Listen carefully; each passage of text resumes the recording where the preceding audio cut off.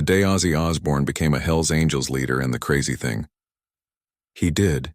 Did you know that the world's craziest rock legend once became the leader of America's most feared motorcycle gang for 3 days? It happened on a blistering July afternoon in 2019, somewhere deep inside the San Fernando Valley, a place where the air shimmered with heat and silence carried the hum of rebellion. At 70 years old, Ozzy Osbourne, the Prince of Darkness himself, had no idea that the next 72 hours would turn into one of the most unbelievable stories in rock and biker history. A story so powerful the media tried to bury it, yet every man who lived it would remember it forever. At his Beverly Hills home, the morning began like any other. Sharon sat across the breakfast table, her eyes tired but full of concern. On the table lay a sheet of paper. Blood test results. "Your cholesterol is high. Your blood pressure too," she said firmly. "You have to stop riding motorcycles, Ozzy." Ozzy frowned, his silver-black hair falling in strands across his face. "Sharon, love, I've survived bats, booze, and bad decisions. A motorcycle ride won't kill me," Sharon sighed. "You're 70 years old, Ozzy." He stood up, smirked, and said in that familiar Brummy accent, "Exactly. I'm 70. If I'm gonna die, it better be with the wind in my face, not sitting on the bloody couch." He slammed the door, grabbed his helmet, and fired up his Harley-Davidson Street Glide. The roar of the engine was like an old friend's voice saying, "Let's go, mate," without GPS, because, as he muttered, "Bloody technology hates me." He used a paper map, the kind from the old touring days. But one wrong turn would lead him somewhere no map could guide. In an old steel-structured garage on the edge of Los Angeles, a group of bikers sat in heavy silence. The Hells Angels, San Fernando chapter, rough, tattooed, leather-clad men and one fierce woman, all bound by brotherhood, were mourning. Their leader, Big Mike McKenzie, a Vietnam vet who had led them for 20 years, was fighting for his life after a heart attack. Mike wasn't just a leader. He was their father, Tank Williams, 6'3", shaved head, a veteran of road wars, slammed his fist on the table. "We need a temporary leader. Rules say so." Bones Rodriguez, his gray beard shining in the dusty light, muttered, "None of us can fill Mike's boots." "Tank, that man built us from ashes, Angel Thompson," the only woman in the room whispered. "Then maybe we don't need someone to replace him. Maybe we need someone to remind us who we are." They argued for hours, loyalty clashing with pride, grief clashing with ego. That's when they heard a knock on the metal door. Tank rose, expecting trouble. He opened it and saw an old man with sunglasses, a leather jacket, and a mischievous grin. "Excuse me, mate," the stranger said. "Any chance there's a gas station around here?" "I'm running on fumes," Tank squinted. "Who the hell are you?" Ozzy Osbourne," came the reply. At first, Tank thought he was joking, but when Angel stepped forward, her jaw dropped. "Holy, that's the Ozzy Osbourne." The room froze. The Prince of Darkness, standing in the middle of the Angel's den. Ozzy raised his hands playfully. "Well, cat's out of the bag, innit?" Inside, the bikers offered him a seat and a cold bottle of water. Ozzy could feel the tension. "Feels like you lot just lost someone," he said quietly. Tank nodded. "Big Mike, our leader, he's in surgery." Ozzy's tone softened. Man who earns that kind of respect must have been one hell of a bloke. Tank looked around. "We're supposed to pick a temporary leader until he's back, but we can't agree." Angel looked up, half joking, half serious. "According to our rules, if the family can't decide, a respected outsider can mediate, or take the role temporarily." The room chuckled, until Ozzy said, "Well, I've managed bigger egos in the music business. Might as well give it a shot." They stared at him. Tank blinked. "You serious?" Ozzy grinned. "Mate, I've done crazier things. Let's roll." And just like that, the world's most chaotic rock star became the temporary leader of the Hells Angels. The first test came that very day. A rival gang, the Satan's Riders, had been in a territorial dispute for months. Bloodshed seemed inevitable. Tank explained the situation, but Ozzy interrupted. "Right, we'll talk to him." "Talk?" Tank said. "They don't talk. They shoot," Ozzy smirked. "Then it's about time someone taught them rock diplomacy." That afternoon, they met at an abandoned gas station outside the city. Viper Johnson, leader of the Satan's Riders, stepped out of his truck, a mountain of tattoos and scars. "Who's this old geezer?" Viper sneered. Tank replied proudly. "Our temporary leader, Ozzy Osbourne. The men laughed. Ozzy stepped forward, eyes calm, hands in his pockets. Listen here, Viper.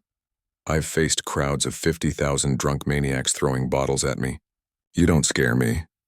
Laughter stopped. You lot fight over dirt and gas stations, Ozzy continued. But you both want the same thing. Respect, money, and peace to ride free. Why waste energy fighting each other when you could build something together? He spoke about the music industry, about rival bands joining tours, making money instead of enemies. For 2 hours, he negotiated. By the end, both gangs shook hands. Viper nodded. You're a madman, Oz, but I respect you. Ozzy smiled. I've been called worse. The next morning, Bones came to Ozzy with red eyes. My son Danny got locked up. First offense, drugs, we're broke, can't afford a lawyer. Ozzy's face darkened. I know that pain, mate. My son's been through hell with addiction too. Without hesitation, Ozzy called his attorney. Within hours, the lawyer had the case reopened. Ozzy looked at Bones. No kid deserves to be written off for one mistake. I'll cover it, all of it. Bones tried to protest. Ozzy stopped him with a hand on his shoulder. Family helps family. That's how we ride. By that night, the lawyer found a way out. Rehab instead of prison. Bones broke down in tears. You gave my son a second chance, Ozzy nodded. Nah, mate. I just opened the door. He's the one who's got to walk through it. The third crisis struck harder. Angel burst into the garage crying. My daughter, Lisa, she tried to take her life. The room went silent. Ozzy didn't hesitate. We're going to the hospital. At Lisa's bedside, Ozzy saw a girl pale as moonlight, tubes in her arms, her eyes empty. He sat down beside her. You know, I got bullied too, he said softly. They called me weird, said I'd never make it, but then I found music. He picked up a small acoustic guitar from the corner, a gift for her, and played a few chords. See, love, when words hurt, music heals. Something changed in Lisa's eyes. She whispered, You're Ozzy Osbourne. He grinned. Yeah, don't tell your nurse. She'll think you're hallucinating. For the first time in weeks, the girl smiled.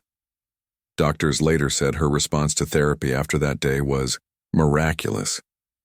Ozzy simply said, I've been in dark places too, Doc. Sometimes you just need someone to turn on the light. On the morning of the third day, a call came. Big Mike had survived the surgery. The entire gang rode to the hospital. The sound of 15 Harleys rumbling like thunder. When Mike saw Ozzy, he blinked in disbelief. Am I hallucinating? The Ozzy Osbourne? Tank laughed. Boss, he's been leading us. Settled disputes, saved Bones' son, helped Angel's kid. Mike shook his head. You did all that in 3 days? Ozzy shrugged. Well, I was bored. Mike smiled weakly. You've done more than I could have hoped for. Thank you, brother. Then he did something no one expected. He handed Ozzy a silver ring, the Hells Angels honorary emblem. Ozzy Osbourne, he said, voice trembling. I name you honorary member of the Hells Angels. You'll always have a home here. Ozzy looked at the ring, then at the men. The same rough faces that now looked at him with tears in their eyes. Blimey, he said. Sharon's gonna kill me. That evening they threw a party in Ozzy's honor. A stage was built from crates, speakers wired from scrap. Lightning sat behind the drums, Tank grabbed his old Les Paul, and Bones tuned his bass. Ozzy stepped up to the mic. You lot ready? Hell yeah! They shouted. He screamed the opening line, I am Iron Man! The garage exploded with sound. Voices cracked, tears rolled, but every chord carried love. When War Pigs began, the Vietnam vets in the room saluted. The sound of that song in that old garage wasn't just rock.